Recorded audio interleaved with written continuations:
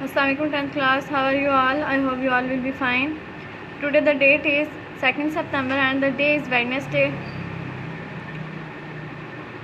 Students, हम इस exercise से कुछ हाफ हमने ये एक्सरसाइज कर ली थी। कल मैंने इसको क्वेश्चन नंबर 1 और क्वेश्चन नंबर 2 जो थे वो हमारे कंप्लीट हो चुके थे। आज हमने कहाँ से स्टार्ट लेना था, इसका क्वेश्चन नंबर 3 और क्वेश्चन नंबर 4 से। तो फर्स्ट ऑफ ऑल हम क्वेश्चन नंबर 3 और क्वेश्चन नंबर 4 से रिलेटेड कुछ डेफिनेशंस हैं उनको देख लेते हैं एंड देन फिर उनको अप्लाई करके हम अपने जो क्वेश्चंस हैं एक्सरसाइज के उनकी हेल्प से हम उन क्वेश्चंस को फिर सॉल्व करेंगे। ठीक है, चलो देखें। फर्स्ट क्वेश्चन नंबर 3 है, आपके पास मीन प्रोपोर्शन से रिलेटेड है। तो पहले हमें उसकी डेफिनेशन का पता होना चाहिए कि बेसिकली डेफिनेशन हमारी है क्या। वो कहना है if 3 quantities A, B and C are related as, अगर आपके पास 3 क्वांटिटीज़ हैं for example A, B and C, तो उसमें जो मीन प्रोपोर्शन होगा वो क्या होगा। तो B हमारे पास क्या होगा, मीन प्रोपोर्शन होगा। और आप उसको किस तरह से राइट करेंगे, A/B प्रोपोर्शन B/C। तो B जो है वो बिल्कुल किस में आ रहा है, मीन में आ रहा है ना, तो डेट्स वाइज को क्या कहा जाएगा, मीन प्रोपोर्शन कहा जाएगा। और स्टूडेंट जब भी मीन प्रोपोर्शन आपको निकालने का कहा जाएगा उसमें हमेशा आपके पास ओनली 2 टर्म्स गिवन होंगी। जो मीन प्रोपोर्शन आपको फाइंड करनी होगी उसको पहले आप लेट करेंगे एंड देन उसको फिर सॉल्व करेंगे। तो इससे रिलेटेड एग्जाम्पल क्वेश्चन देखें स्टूडेंट। इस क्वेश्चन नंबर 3 के ओनली 2 क्वेश्चन आपके कोर्स में इंक्लूड हैं। इसका फर्स्ट क्वेश्चन जो है वो आप लोग खुद करेंगे, सेकंड मैं समझा रही हूँ, सेकंड को फॉलो करते हुए आपने क्वेश्चन नंबर फर्स्ट करना है। ठीक है, सेकंड क्वेश्चन देखें।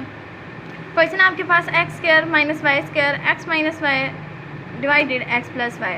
अब देखें यहाँ पर ओनली 2 टर्म्स जो हैं वो आपको गिवन हैं। तो हम क्या करते हैं, मीन प्रोपोर्शन हमारे पास, तो हमें तो नहीं पता यहाँ मीन क्या होगा। हम क्या करते हैं, लेट करते हैं, let m be the mean proportion. हम क्या लेते हैं, मीन प्रोपोर्शन है। और हम किस तरह से उसको फाइंड करेंगे, देखें हमारे पास ये जो फर्स्ट टर्म है, अच्छा ये अगर हमने मीन फाइंड करना है तो ये दोनों मीन में कंसिडर नहीं होंगे। तो डेट्स वाई ये कहाँ लाई करेंगे, एक्सट्रीम में लाई करेंगे। तो मीन हम क्या लेंगे, m जो हमने लिया है वो मीन की जगह पे आ जाएगा। तो x - y² ratio m proportion m/x - y divided x + y।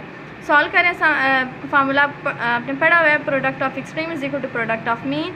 Extremes को मल्टीप्लाई करें इन दोनों को, ये आ जाएगा m² एज इट इज़। अब इसका जो फार्मूला ओपन हो रहा है, ओपन करें, x² - y² किसके इक्वल होगा, x + y into x - y। Second term साथ एज इट इज़ आ जाएगी, x - y divided x + y। Student यहाँ से देखें x + y और x + y दोनों क्या है, सेम है, तो ये कैंसिल हो जाएंगे। तो क्या टर्म्स बच गई, x - y into x - y whole square आ जाएगा। और यहाँ पे लेफ्ट साइड पे m का स्क्वायर। स्टूडेंट आपको फाइंड करनी है m की वैल्यू। यहाँ क्या है, हमारे पास m का स्क्वायर है। तो आपको पता है कि स्क्वायर जो है वो अंडर रूट के साथ कैंसिल हो जाता है। तो हम क्या करते हैं, इसकी दोनों साइड पर स्क्वायर रूट ले लेते हैं, टेकिंग स्क्वायर रूट या under root on both side. जैसे ही हमने दोनों साइड पे अंडर रूट लिया तो इसका स्क्वायर अंडर रूट के साथ कैंसिल हो जाएगा और इसका भी इसके अंडर रूट के साथ कैंसिल हो जाएगा। तो यहाँ से आपके पास वैल्यू m बचेगी और यहाँ से x - y बचेगा। अच्छा स्टूडेंट, आपको ये बात भी पता है कि जब आप अंडर रूट को सॉल्व करते हैं तो हमारे पास जो आंसर होता है ये प्लस माइनस में आता है। नेक्स्ट क्वेश्चन नंबर 4 है हमारे पास। इसका जो क्वेश्चन नंबर 3 है ये मैं करवा रही हूँ, इसमें ओनली 2 पार्ट्स हैं जो आप लोगों ने करने हैं। फर्स्ट ऑफ ऑल इसकी डेफिनेशन देख लेते हैं, कॉन्टिन्यूड प्रोपोर्शन से रिलेटेड। If 3 quantities A, B and C are related, अगर वो इस तरह से आपको दे दी जाए, मीन्स आपके पास 3 क्वांटिटीज़ हैं A, B एंड C और आपने उसको कॉन्टिन्यूड प्रोपोर्शन में लिखना है, तो क्या होगा, आपके पास जो सेकंड टर्म होगी उसको आप रिपीट करेंगे, A/B प्रोपोर्शन B/C। और लेकिन हमारे पास A, B, C तीनों किस में क्या कहलाएंगे, हमारे पास कॉन्टीन्यूस प्रोपोर्शन कहलाएंगे। ठीक है, तो इसी से रिलेटेड क्वेश्चन करते हैं। क्वेश्चन नंबर 3, 12 फर्स्ट टर्म है 12, second 3p - 6 into third term 27। तो सेकंड टर्म क्या है, रिपीट होगी। हमने यहाँ पे भी देखा कॉन्टिन्यूस प्रोपोर्शन में जो आपको सेकंड टर्म दी हुई होती है उसी को आप क्या करते हैं, रिपीट करते हैं एंड देन फोर्थ पे नेक्स्ट टर्म आ जाती है। ठीक है, 4 प्रोपोर्शन पर। नेक्स्ट देखें, अब आपने यहाँ पे फिर फॉर्मूला लगाना है, product of mean is equal to product of extreme. तो क्या आ जाएगा आपके पास 12 × 27 एंड 3p - 6 इंटू 3p - 6। दोनों चूँकि सेम है तो ऊपर क्या आ जाएगा, स्क्वायर। हमने यहाँ इनको मल्टीप्लाई कर दिया, यहाँ इसका स्क्वायर ओपन कर दिया, 3p का स्क्वायर प्लस 6 का square minus 2 into this, 3p का स्क्वायर 9 स्क्वायर प्लस 36, 3 2 3 6 6 6 36p। अच्छा स्टूडेंट देखें, यहाँ पे हम इसको बनाना चाह रहे हैं क्वाड्रेटिक क्वेइन। आप पहले पढ़ चुके हैं क्वाड्रेटिक क्वेइन क्या होती है चैप्टर नंबर 1 में।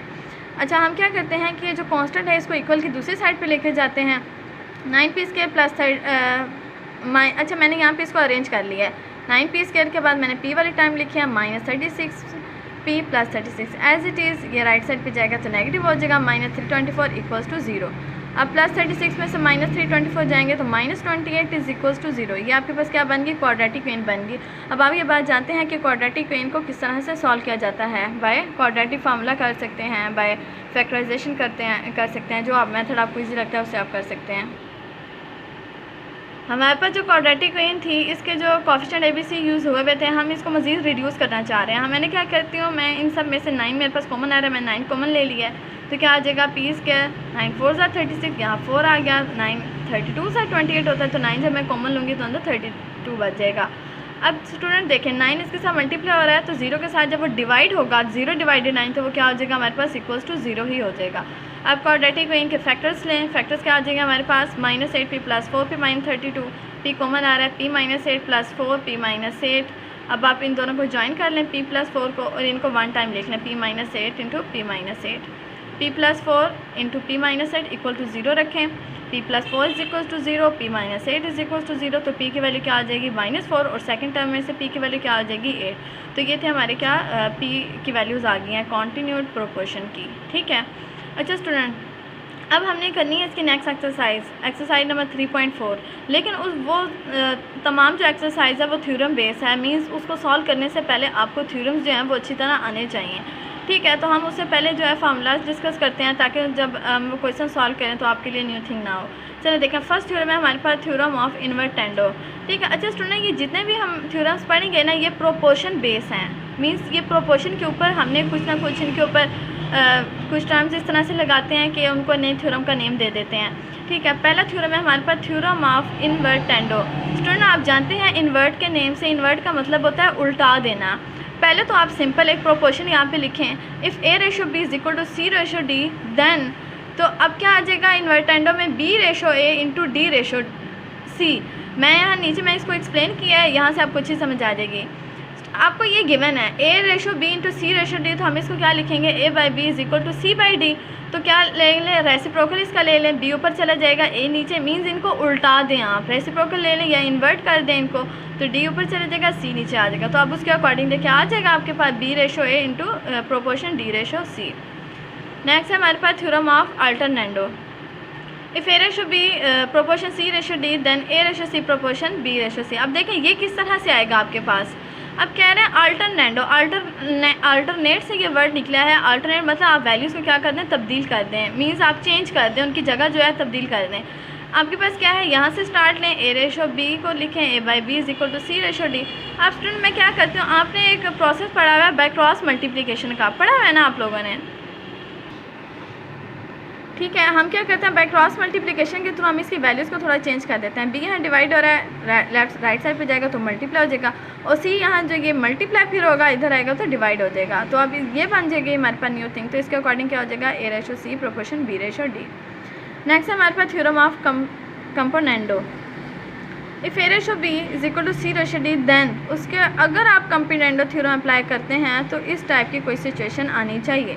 तो ये क्या है हमारे पास, A + B ratio B = C + D/D। अब ये किस तरह से आएगा, थ्योरम ऑफ कंपोनेंडो है क्या, स्टार्ट वहीं से लेना। स्टार्टिंग पॉइंट देखें सबका सेम आ रहा है, वो डिफरेंट नहीं आ रहा है हमारा। A/B = C/D, ये हमने स्टार्ट लिया। अच्छा स्टूडेंट, अब हमारे पास कंपोनेंडो क्या है, आप किसी एक टर्म को या तो आप यूँ देखें कि डिनोमिनेटर्स को न्यूमरेटर में ले जाकर ऐड करवा दें और डिनोमिनेटर एज इट इज़ रहेगा, या आप यूँ कर सकते हैं कि न्यूमरेटर को डिनोमिनेटर में लेके आके ऐड कर दें और फिर न्यूमरेटर एज इट इज़ रहेगा। मैंने यहाँ पे क्या किया, B को मैं ऊपर लेके गई हूँ, मैं ऐड कर दूँगी। A में मैंने क्या ऐड कर देना है, B मेरा एज इट इज़ रहेगा। इसी तरह D ऊपर जाके ऐड हो जाएगा और D डिनोमिनेटर वाला D एज इट इज़ रहेगा। यहाँ मैंने लिखा, मैं थ्योरम कंपोनेंडो अप्लाई कर रही हूँ।